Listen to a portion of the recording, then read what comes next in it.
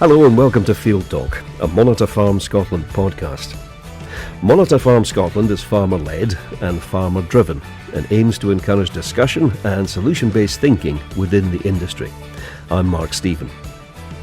Throughout the series of podcasts, we've been looking at succession planning, how to go about transitioning a business, moving control from one generation to another. It can be really difficult because it's not just about money, it's about family, about trying to be fair and working out what fair might look like for everybody. So far in this series, we've spoken to quite a few experts, and you'll hear some of them again today, but in a different context, because recently, Monitor Farm Scotland organised a series of one-day workshops.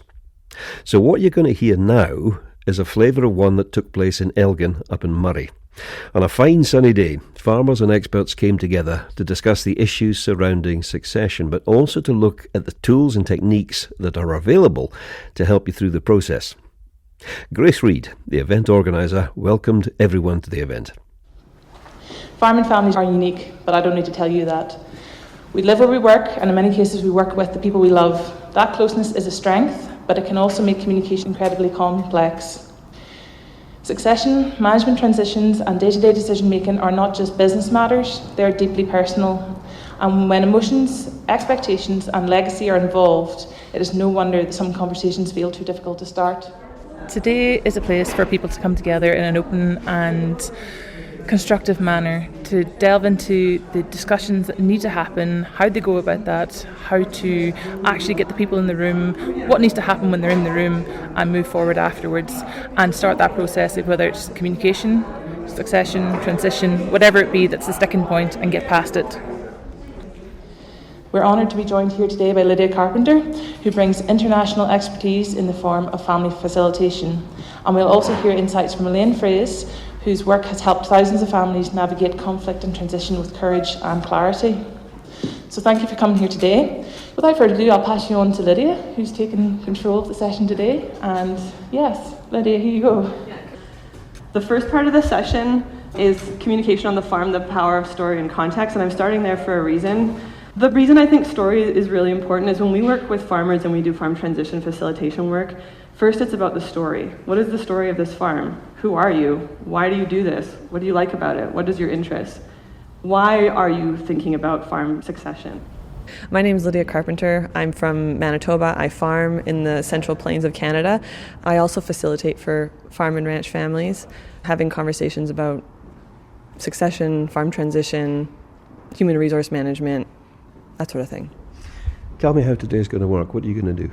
Okay, part of this is holding the space as a facilitation space. So it is, I'm presenting, I'm speaking, but I'm allowing people to ask questions and creating a dialogue and a conversation. It's not about the sage on the stage, we often call it. It's creating space for farm families to ask the difficult questions and also know that these difficult questions are really critical to being successful in their farms. We're expecting about 30 people here today. The fact that they've turned up here and are sitting around these tables, is that an indication somehow of failure? No. I see it as an indication of a learner mindset or wanting to take the next step, a desire to be successful in their operation. Farm businesses are not unlike other businesses where you need to have a forward focus, you need human resources management, you need skill building. So I see this as a professional development opportunity, and I expect that there's many in the room who may see it the same way. And if not, part of creating this space is to change that narrative for folks, that when you show up to learn, when you show up to participate and share or ask questions or listen, it's not about failure. That is a forward focus. That is moving in a direction. I run a farm business. I'm also in a farm transition and joint venture, and I certainly don't perceive this as a failure. How I got here is that I was ultimately really curious about how this all works, and I think that that's probably the same for a lot of the folks in the room, or hopefully it will be by the end of the day. One of the things we do when we facilitate, or that you could even do in your household or with your farm, is using a talking stick. It might feel a little bit silly. That's actually kind of the point. You can create any kind of talking stick that you want. We often use soft things, so a stuffed animal is really useful. I recently spoke with someone, they're like, yeah, we communicate, I talk all the time. The talking stick is an opportunity to listen, not just an opportunity to talk. That when the person who is holding on to this because they really have something to say, or they've been offered to them because you want to hear from them, that's another approach. I really want to hear what you have to say, Archie, so I am going to give this to you, and we're going to listen. And we listen. Talking about succession's never easy. Discussing it in a room full of strangers could have been even less so, but the event was structured with that in mind. Yes, you could stick your hand up if you wanted to, but questions could also be asked anonymously through WhatsApp. I took a pretty similar approach. I asked everybody I spoke to whether they wanted to be named or not. This next speaker didn't, which was fair enough. But why had she come along to the event? I'm here because I found out 5 years ago roughly that I would be getting involved with the family farm, and it came as a bit of a surprise.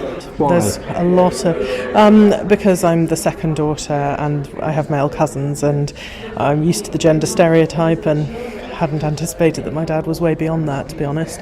There's quite a lot of historical trauma one way or another through our family. My father lost his dad very young. He also lost a brother very young, and then the marriage with my mother was unhappy and the divorce was quite acrimonious. So there's been a lot of fairly toxic and harmful conversations along the way, and perhaps a habitual approach from many people within the family to responding angrily to various subjects or emotionally. And I think it's really helpful to come together to an event like this and to practice different ways of discussing things and approaching topics, because the last thing I want to do as part of this process is to cause any emotional upset, particularly as he's not been so well recently. So it's not the fact that there is any conflict between you and your dad. Because of the family history, what you want to do is to learn a more positive language in a forum like this, so you can make the best fist of it. Yeah, essentially. I think I'm a firm believer that I've done negotiations training with work, and it takes practice to learn to phrase things differently. You can see the outcome, you know the outcome, but you have a habit of responding in a certain way, responding directly instead of recovering what that person has just said, for example, and not giving enough time and not taking time to listen. One of the key arts of negotiation is silence, and it's a hard one to learn. I'm a believer that you have to practice behaving differently, but behaving differently can mean that discussions and working together is much more comfortable, and that's kind of the goal going forwards, is that this is low stress for all of us. I've got kids, I'm busy, I don't have time to be stressed with work, and if he's not been well, he needs to rest properly and not feel stressed by work. We need to support each other, so that's what's important to me, and that I felt that this event would help us both with that.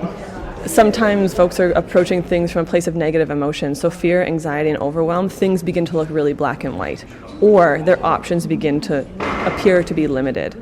And when approaching it from more positive emotions or being more interest focused, we can see that there are some options.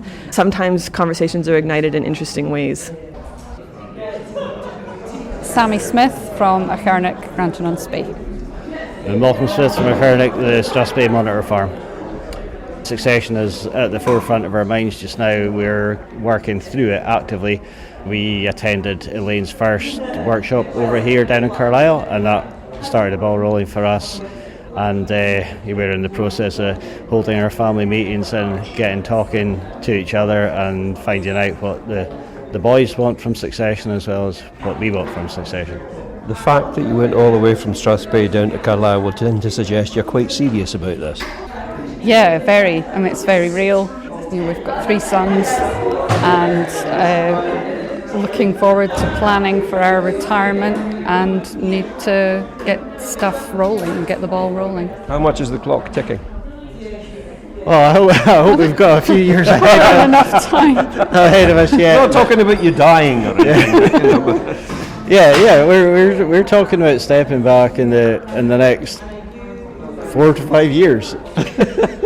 You're clearly looking forward to it. Oh yes, very much. Yeah. Yeah, but you also want to be sure that it's the right thing for your children. You don't want to be forcing them to do something that they're not really wanting difficult to do. too. Yeah, there's that to consider. We've got 2 that want to farm and 1 that doesn't want to farm. So, like I said earlier in the meeting, we need to try and make things equal or fair. I'm not sure which one's which. I think it's realistic expectations. And I'm sure if we spoke to the son that isn't involved with the farm, he would be of the mind that there is no entitlement there, from his point of view. But as parents, we've always tried to make everything equal as much as possible. That's what you want but to do. It's very difficult when you've got this one big asset that's worth so much. It's quite tricky. Well, equally, as we have two that want to farm, you don't want to force them to do it together, but it's the only way that we could hand on this massive asset is to them to do it together and give them a go. So it is a difficult one. I'll give it a try and see if it works. Sammy and Malcolm Smith, who were quite happy to go on the record and be named. Some people weren't, which was fine. Lydia Carpenter spent over an hour addressing questions which had been posted to her WhatsApp account. Here's a random selection, some of which you might find useful. First question: what happens if the next generation doesn't want to take over? That's another area of exploration for folks. It's like, do you want to work for this business? And you plan, and I've facilitated for those folks too. I had a young gentleman who was working on the family dairy. His parents were, for health reasons, kind of wanting to wind down, and they really wanted to know from him, like, do you want to do this? And he's like, honestly, if you're not here, no. Like, I'm happy to be your employee, but I need to phase out too. And he was in his 20s, so he was deciding what educational program, or apprenticeship program, or trade he wanted to get. He did not want to be the manager. He was really clear about that, and that was a pretty clear conversation. There was some tension and uncertainty and vulnerability, but there was not a lot of conflict because there was not a lot of vying going on there. But one of the things I'll say to the next gen is, if you do want to be an entrepreneur, if you do want to be the manager, build those skills because you have a chance now. Your parents are still around, or your aunt and uncle, whomever. They're still carrying the labor load. You have opportunity now to do that. One of the reasons that I'm able to be here is because we do now have 2 generations on the farm. There might be a time actually when I'm older that I have more farm work to do. If the founder, in our case, exits, that might mean that I have a bigger role on production than I do today. And that's another concern that I have is there's a lot of skilled labor in the boomers generation, and we're seeing an exodus of that on the prairies. You're probably experiencing that here as well. And so how do you transfer that knowledge from one generation to another? If you have a high degree of conflict or you have a low communication, that can be really hard to do. But I think you have a really amazing, if you're working in your family, you have a great opportunity. So also approaching it from not a weakness or we're not good at communication, but an opportunity. Look at, you have the thing that I need and you're not going to be here forever. So how do we get the skills so that you can give me the thing that I need from you? And vice versa. Next question. When change happens, how do you decide who does what?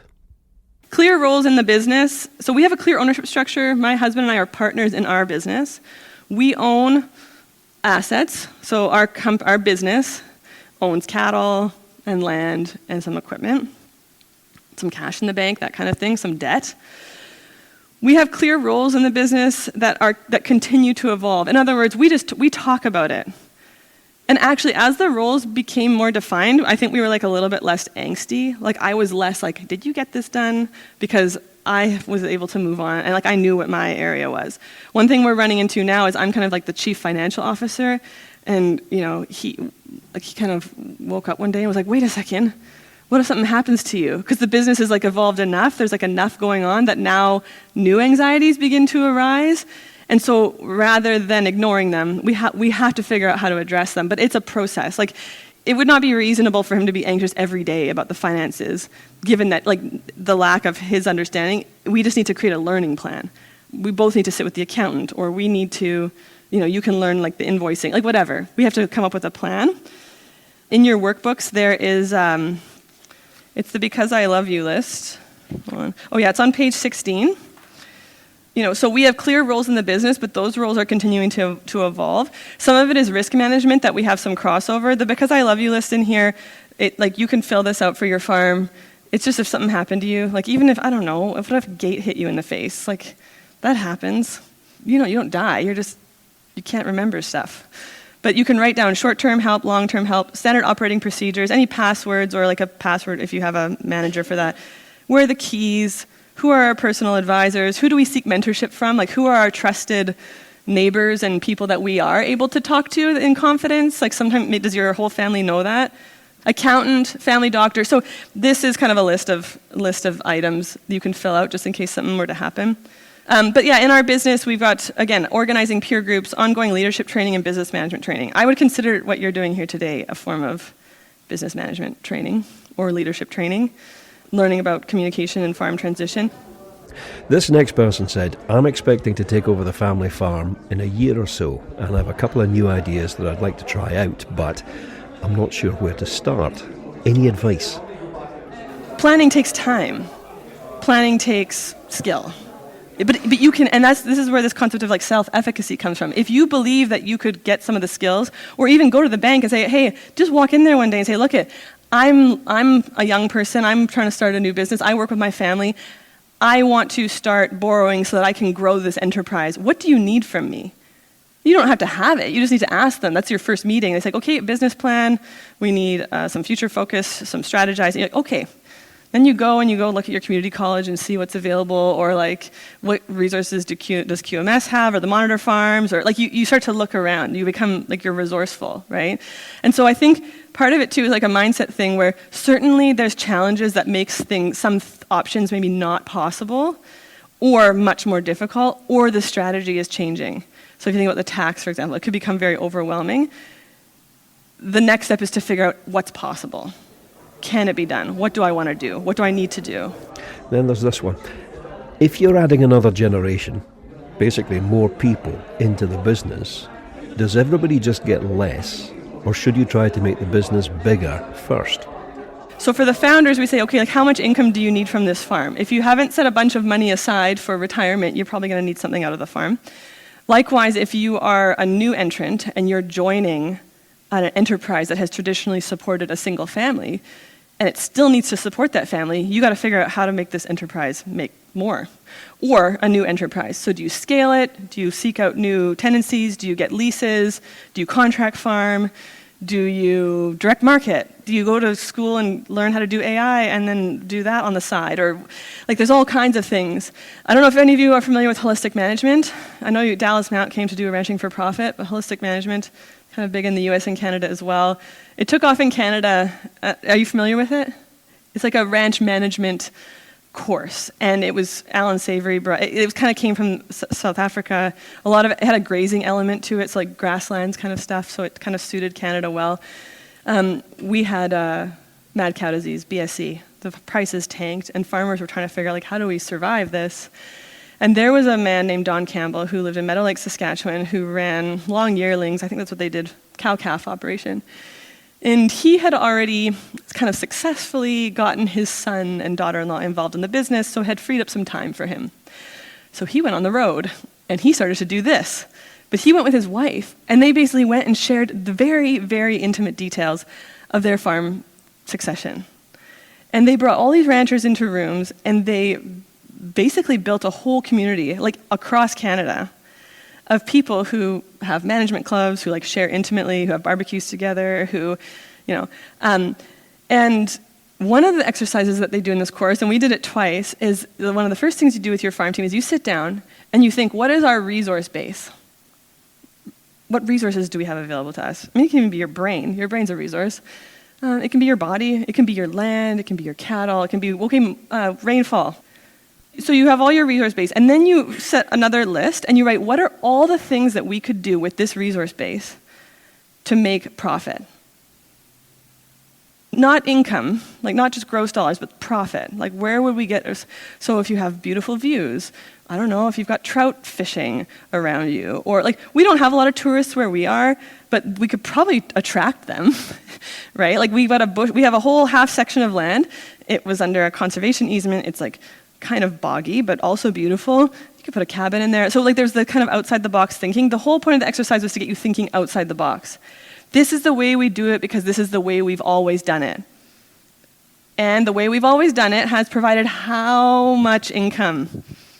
Did it provide one income? And that's great. Like, if you run a business and you can provide yourself an income, that's amazing. But do you need more? Does the next generation coming in have to bring in more? I don't know. Haven't done the research on these figures. Elaine uses it sometimes, but apparently, like in Canada and the US, it's kind of like for every family, the typical farm, and we'll say oilseeds and grain, would need an additional $500,000 of gross revenue to support an additional family.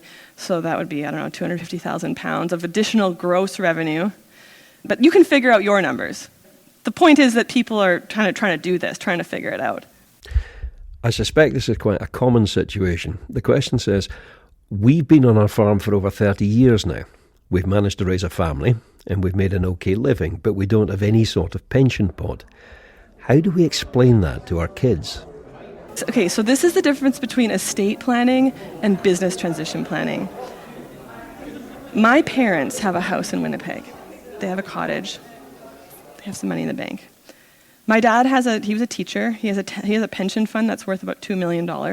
I don't have a right to his pension fund. Like, I'm not standing there like, Dad, give me some of your pension money. That's, A lot of farmers, their pension fund is in the farm. They just don't know where it is yet. They have to get it out somehow. Maybe. They have to decide, what do we need to live off of? I'm just saying that part of, I think, what happens in farm transition conversations or succession where we get stuck is clarity of expectations. What does everybody expect? Is this an estate? Are we rolling it over? Or is it a business that is transitioning? And that's why the financial conversations too with non-farming siblings is really important, because I've talked to non-farming siblings who have said all kinds of things like, my mom and dad are just like giving him all this stuff. And sometimes they are, but sometimes they're not. I already know that he's paying on $1 million note. He's actually paying their retirement fund, but they didn't share that detail with the non-farming siblings because they weren't involved in the business. My dad farmed with 2 of his brothers and a cousin. We're a large family and we get on well together. We're trying to plan for succession, but we're having a lot of difficulty working out who owns what. Is this unusual? I have seen this.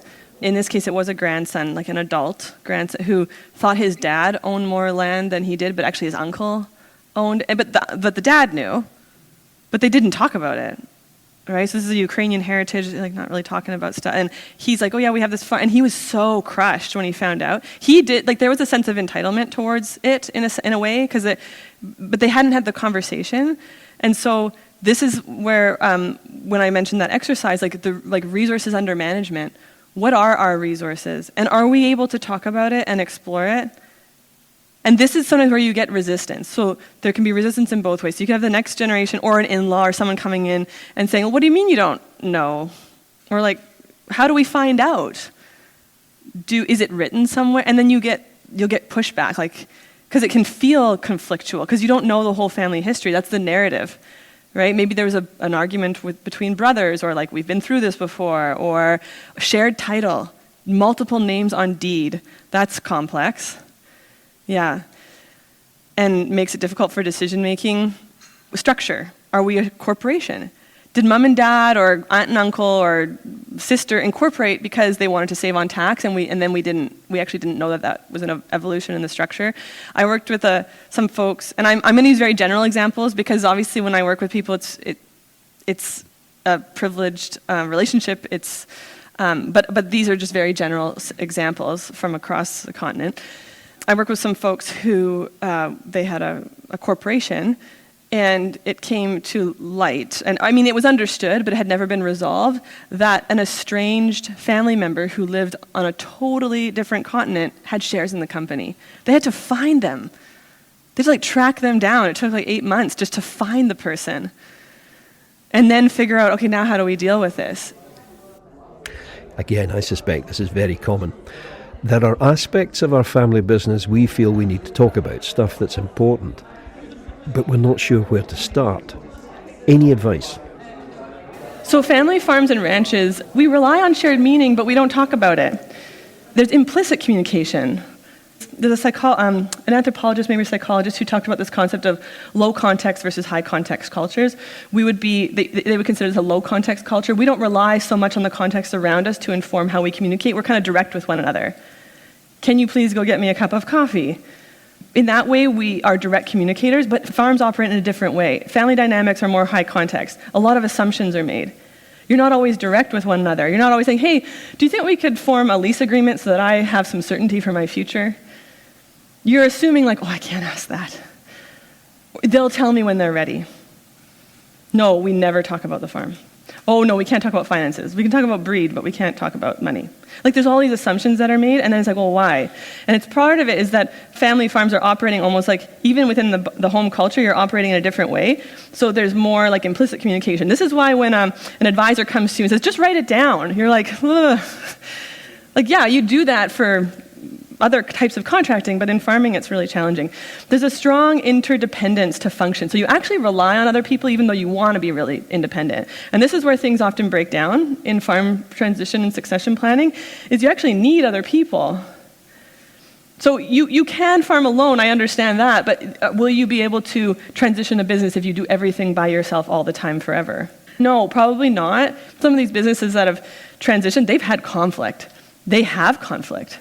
There's stuff going on. It's being managed. It's being facilitated by somebody. It's being discussed. People are going out to build new skills. So you may also see examples of transitions that you think have gone well. And where you see they're going well. And so then in a culture that's in a community that's more open, you can say, hey, what worked for you? What went really well for you? Or like, what's not working for you? We can plan ahead for things that we know are going to happen, but none of us has a crystal ball. Is there any way we can prepare or be better prepared for the unexpected? So in communication, we talk about a few things. So these are kind of like themes that I,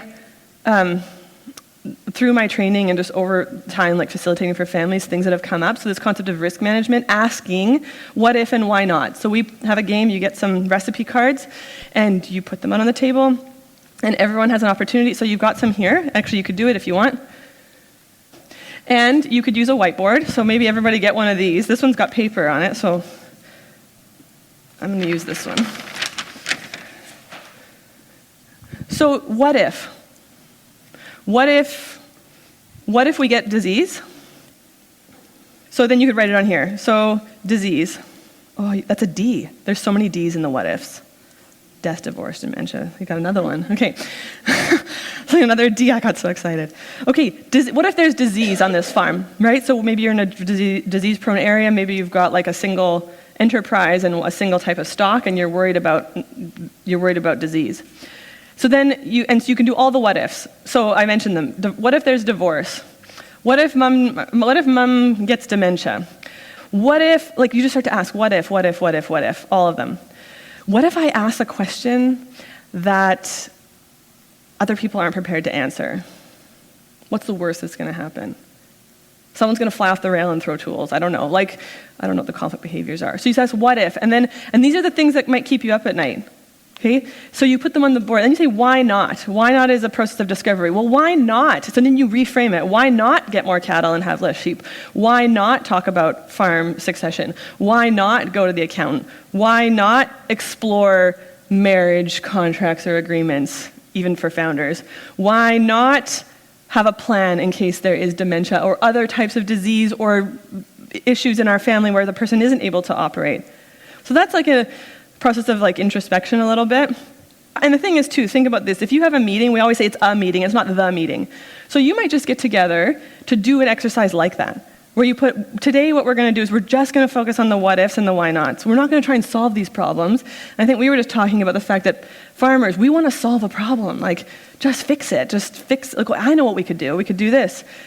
It can be an exercise in and of itself to just spend time bound, take an hour, and say, here's what we're going to do today. We're just going to write out our list of what ifs. So what makes you anxious? What keeps you up at night? What are you worried about? And maybe write some why nots, and then we're going to reflect on that. We're going to step away from this, but we are going to come back. And that's a process of accountability, like actually coming back to the table. And so if you have tools, like if you have a talking stick, or you have a process, like you have a whiteboard, it's a little bit easier to come back to the table. This is a difficult situation to be in. The question says, our family has been having discussions for over a year now about how succession might work on our farms. Not only have things not moved forward, they've actually got worse. People are angry and positions have become really entrenched. The atmosphere at family meetings is horrible. How do we break out of this? I totally hear. It's a huge issue. I could talk for a whole day about that. But yeah, it's a huge issue. So then I think part of it is awareness. How does the external conflict, and this is a big one actually for politics too, because I work with a lot of Americans. I work with Americans who will hire us because we're not Democrat or Republican. We're Canadian. And I can talk to all your family, and it's going to be fine. Like, talk to the Canadian. I had someone once who called me up and said, oh, my brother told me to call the Canadian because they didn't agree on some political thing. And it was about the farm. So you need bridge builders. You need people who know what you're describing, who will advocate for everybody, and who are working in conflict resolution and communication broadly. Unfortunately, I think in agriculture, and I don't mean this in an unkind way, but there can be a small-mindedness around certain things, and we just need to go bigger. You mentioned mindset. What do you and others in your peer group do to keep a healthy mindset? What is your mind doing? And is it supporting you in your process for the outcomes that you want, or is it hindering you? I'm Alex Ritchie, Farmstrong Scotland Director. Farmers are brilliant at looking after their machinery, their soils, their crops, their animals, but the one thing they often neglect is looking after themselves. So what we're encouraging them to do is just to make small changes. So we talk about the 5 ways to well-being: be active, connect, learn, give, and take notice. Small things that can be integrated into their day, their week, their month, just to try and help them to take steps to help them function well and feel good. Are you noticing an increase in the number of people coming to you because of things like the inheritance tax situation? You know, people that I get the impression, as somebody who's not within the farming community, this is really focusing minds, you know, on the idea of succession, of what are we going to do next? Yeah, so we're a self-serving programme, so people can visit our website, they can listen to our podcasts that we do, and all the other resources that we've got. So we don't do any one-to-one support, so we're not hearing directly through any helplines or anything. We signpost to RSABI for that. But what we are finding when we speak to farmers and crofters is that their well-being is low. So our survey results showed that at every age level, the well-being of farmers and crofters that responded to the survey was lower than that of the general population, and a third of those that responded were in the low well-being category. So I don't think it's just the inheritance tax. I think there's various different pressures that are having a really big impact, and it's just trying to help people to nudge them up that well-being score so they're feeling a little bit better day to day.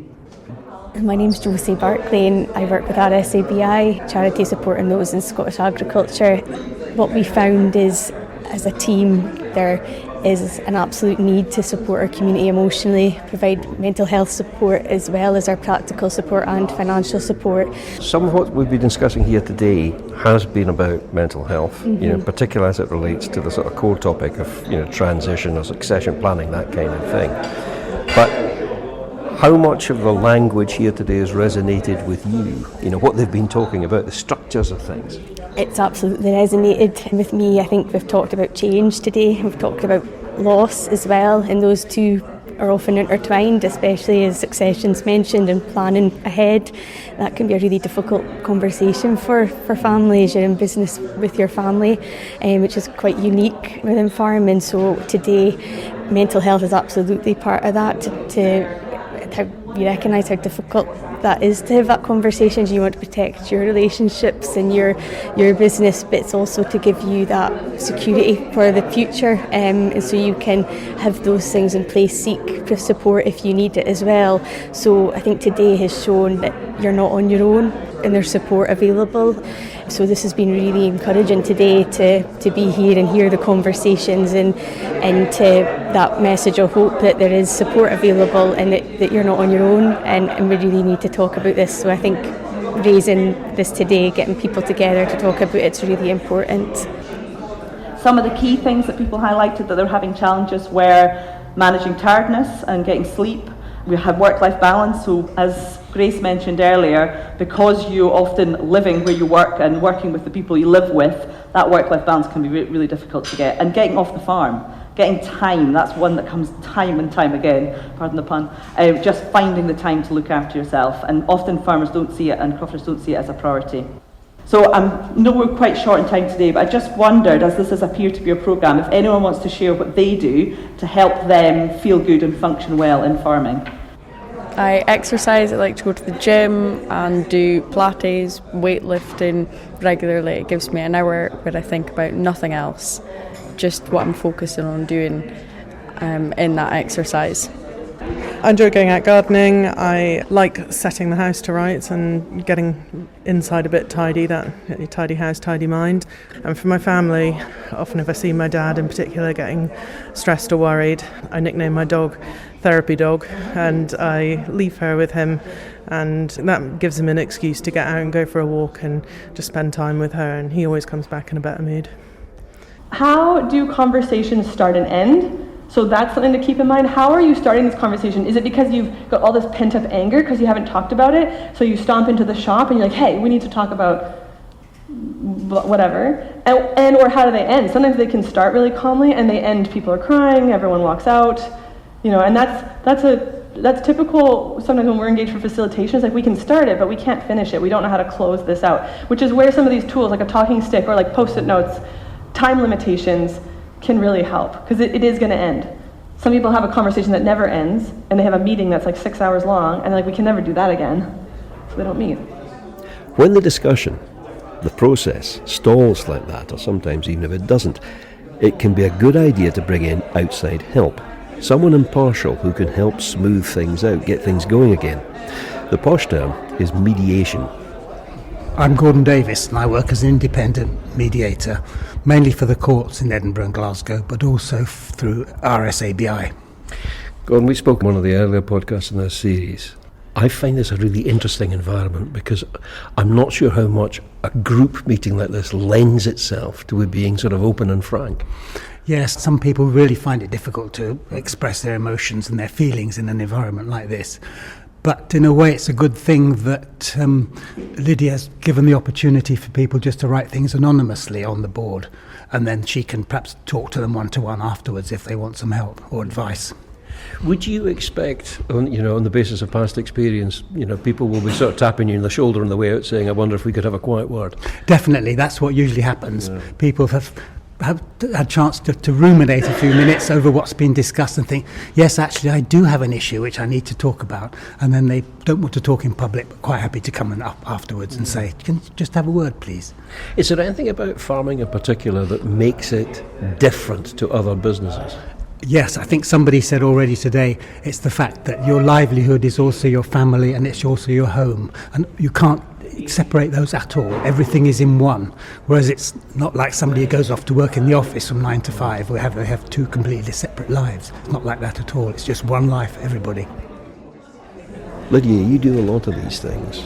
How long does it take before, and I don't know whether this is a peculiarly Scottish thing here today, the reserve breaks down and people actually ask pertinent questions to them? It depends. Sometimes there's momentum in the group, like there can be a couple people who are more active or asking more questions, which will elicit questions from others. You don't direct the outcomes. So you create the space, or you create open space, or you use facilitation techniques to kind of create an environment where people can share, and you don't know what's going to happen. And I think that's kind of the art of facilitation too. You don't always know what's going to occur. And I think these things evolve because people, they're different ages and stages, people have children, their farm takes on a different life form, and part of it for me was to create an understanding that there were people that you could talk to.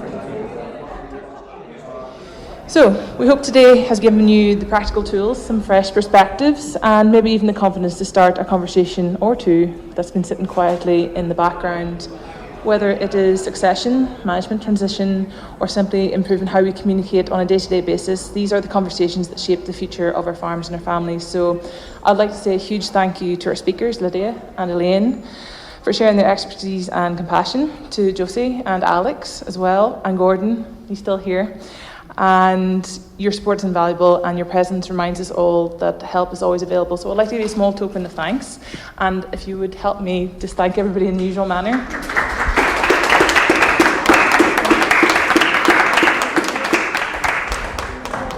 Lydia's been a really busy day, lots of contribution, covered an awful lot of ground.